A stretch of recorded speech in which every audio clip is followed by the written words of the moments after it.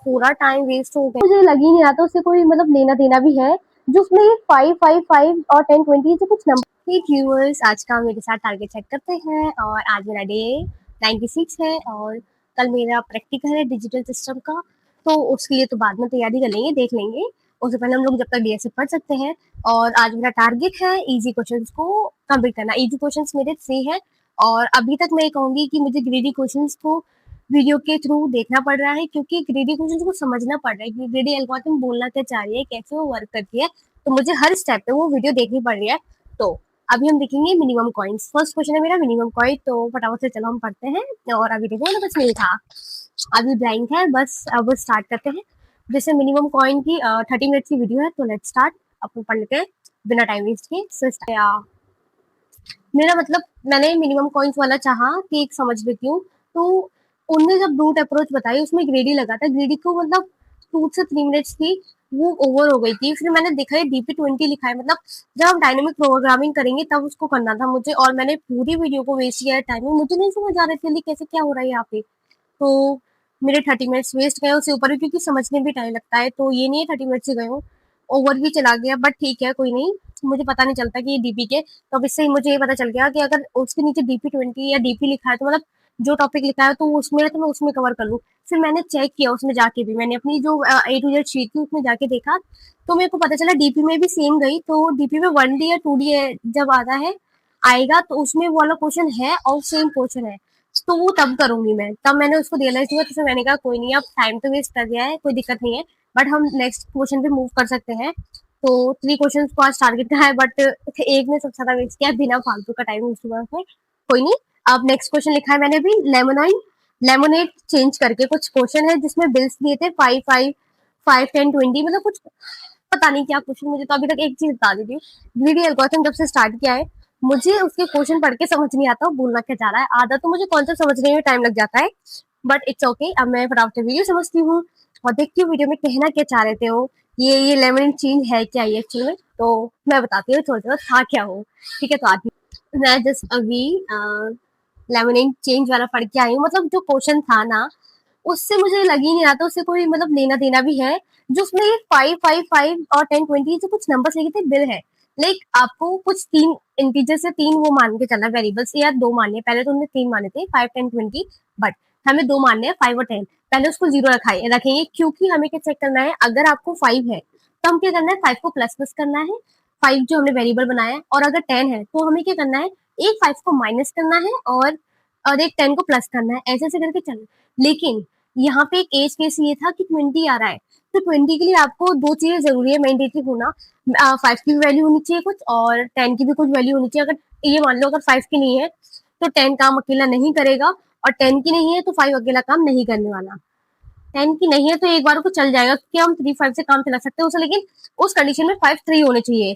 तो कहने का मतलब ये है यहाँ पे कुछ 5 और 10 का कुछ रेंज है, तो 5 और 10 के अकॉर्डिंग ही क्वेश्चन चला है, तो अगर 20 होगा तो आपको मान लो 10 की कुछ वैल्यू और 5 की कुछ वैल्यू है, तो हमें 15 को माइनस करना होता है, तो 15 कैसे 10 का एक हटाओ और 5 को एक हटाओ और 20 को प्लस कराओ, तब हो सकता है उस कंडीशन में। अगर 5 और 10 नहीं है, मान लो एक चीज नहीं है, मेरा 10 नहीं है, तो मैं 5 मेरे को चाहिए कि 3 से ज्यादा हो या 3 के बराबर हो 5, तो मैं ये कर सकती हूँ 5 को माइनस कर सकती हूँ, 3 5 को माइनस कर दूंगी तो मेरा 15 कट हो जाएगा और 20 को प्लस करा दूंगी। लेकिन अगर मेरे पास 10 है और 5 है ही नहीं है तो ये पॉसिबल ही नहीं है, तो मैं रिटर्न करा दूंगी फॉल्स। सिमिलर क्वेश्चन है जैसे कि मेरे को 10 के लिए निकालना है, 5 है ही नहीं है तो मैं 5 को माइनस ही नहीं कर सकती हूँ, तो 10 को मैं चेंज ही नहीं कर सकती हूँ। तो यहाँ पे कुछ ऐसा क्वेश्चन था और बहुत अच्छा क्वेश्चन है ये वाला तो बहुत ईजी है, इसकी वीडियो भी 9 मिनट की थी, सिंपल थी बहुत, तो इजिली हो गया था। आज के time complexity big of n है क्योंकि बस हमने ट्रेवल्स किया और कुछ किया नहीं, space complexity big of one थी, तो बहुत अच्छे समझ आया। अब मैं नेक्स्ट क्वेश्चन करने वाली हूँ वैलिड पैरेंथेसिस स्ट्रिंग। आप देखो शायद पैरेंथेसिस से रिलेटेड कुछ स्ट्रिंग होगी, देखो क्या होता है इसमें, बस क्वेश्चन ये वाला थोड़ा सा लग रहा है कि इसमें कुछ पैरेंथेसिस होंगी और स्ट्रिंग होगी उसकी, चलो देखते हैं क्या होता है। तो मैं अभी आपको मिलती हूँ थोड़ा सा समझने के बाद, इसकी वीडियो 23 मिनट्स की है, मैं चेक करके आई हूँ, बट ठीक है कर लेंगे, हो जाएगा। इजी क्वेश्चन को टारगेट किया तो इजी क्वेश्चन को कंप्लीट तो फाइनली कर सकते हैं।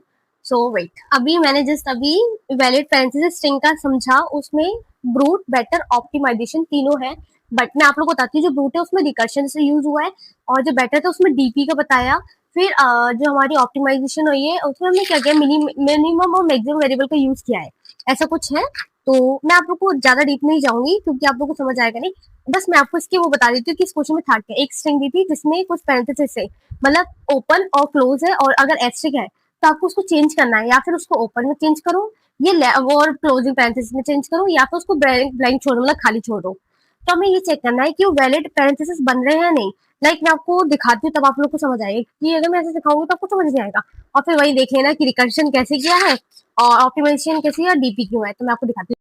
ये वाला पार्ट था वैलिड पैरेंथेसिस का। अगर आपको देखो ओपन है उसके बाद ही क्लोज होना चाहिए, नहीं उससे पहले आ रहा है तो वैलिड है। जैसे ये है, पहले क्लोज आ गया फिर बाद में हो रहा है तो ये कैंसिल हो जाएगा, ये होगा ही नहीं वैलिड पैरेंथेसिस। लेकिन अगर ये वाला कंडीशन है, ओपन पैरेंथेसिस है, यह एस्ट्रिक है, एस्ट्रिक को हम ये वाले में कन्वर्ट कर सकते हैं, ये वाले में।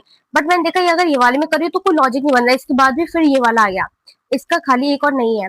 बट जब मैं इसको क्लोज में कर रही हूँ चेंज, तो क्या हो रहा है, ये वाला इसका दूसरा वाला नहीं है, तो ये वैलिड नहीं होगा। लेकिन इसमें क्या किया, दूसरा वाला दिया है, अगर मैं इसको इसमें कर देती हूँ कन्वर्ट, तो इसका ये वाला हो जाएगा, इसका ये वाला हो जाएगा, तो वैलिड हो जाएगा। सिमिलर चीज है, ये चीजें देखिए। तो इसको रिकर्शन यूज किया, मतलब हर एक एक स्टेप में जाके देखेंगे। तो हर एक स्टेप में जाएंगे, पहले यहाँ हम काउंटर को चेक काउंट रखेंगे, काउंट करते जाएंगे, जीरो वगैरह ऐसे ऐसे करके काउंट, हम लोग पूरा डेप्थ में जाएंगे। 3 कंडीशन आएंगी, अगर ये वाला है, ये वाला है, और अगर कुछ भी ना रखे तो ये वाला है, मतलब खाली छोड़ दिया, तो इससे टाइम कॉम्प्लेक्स हमारा 3 की पावर n आती, क्योंकि हमने 3 अंदर अंदर चले थे गए, इसलिए space complex big of n, क्योंकि हमने पूरा उसको ट्रेवर्स किया है। ठीक है, तो उसका कोड ये रहा। फिर बैटर आई थी, बैटर में क्या होता है, अगर इंडेक्स 0 से जा रहा था, काउंट भी 0 से जा रही थी मैं। डीपी तो ये डीपी का मेरे को कोई कॉन्सेप्ट नहीं पता, बस ये पता है एन एन हो गया, तो स्पेस और ये ज्यादा हो गई, तो उससे हमने ऑप्टिमाइज किया। ऑप्टिमाइज में मिनिमम और मैक्सिमम को स्टोर किया। अगर मान लो ये है, तो ये 3 कंडीशन हो सकती है, -1 0 1। तो अगर -1 है तो रिजेक्ट कर देंगे, और रेंज का से 0 से 1। तो जो मिनिमम है उसको मिनिमम वाली दे देंगे, और मैक्सिमम वाले को 1 दे देंगे, ऐसा करा था इन्हें। ठीक है, तो जैसे कि ये रहा 0 1 दिया, लेकिन यहाँ पे एक केस आ गया था, जैसे कि ये 0 1 है, जैसे कि पहले से ये वाली 1 1 थी, तो यहाँ पे -1 पे 0 था, 0 पे 0, अब यहाँ पे क्या होगा 1, यहाँ मैक्सिमम चेक करेंगे, 0 था, 1 को माइनस करेंगे 1 से तो 0 आ जाएगा, 1 को 0 देंगे तो ये, और 1 + 1 2, तो ये वाला ऐसा था, तो इसका ये कोड है। ठीक है, तो पूरा कोड हो गया है। अब मैं मिलती हूँ। तो finally I am done with easy questions, और आज का मेरा इजी क्वेश्चंस का टारगेट कंप्लीट हो चुका है। अब मैं कल करूंगी मीडियम क्वेश्चंस, और मीडियम का क्वेश्चन शायद देखते ज्यादा से ज्यादा टारगेट कर पाई, क्योंकि मेरे को प्रैक्टिकल की टेंशन नहीं है, तो मेरे को लग रहा है अभी जितना टाइम दे सकती हूँ, तो मैं दूंगी, और फटाफट से करते हैं। कल मिलती हूँ मैं आप लोग को, आप लोग भी पढ़ लो, stay tuned and tata bye bye.